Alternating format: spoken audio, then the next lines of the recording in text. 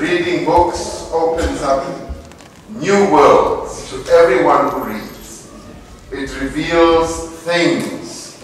It tells you about the unknown worlds. And as the minister was saying, it transports you to different spaces, which I'm sure Kyle has found as well. Reading should be a lifetime pastime. And I'd like to encourage you as young people that one of the things you should do with this library is to visit it every week. Come and borrow a book, and you're privileged that Mrs. Lulu, where is she there? She sits here. You have the most knowledgeable librarian, possibly one of the best in South Africa. We are on a journey of building a nation and enhancing social cohesion.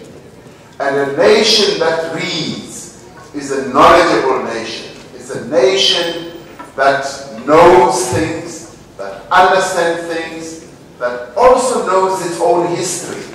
It's a nation that knows where it comes from, but more importantly, it is a nation that knows where it is going to.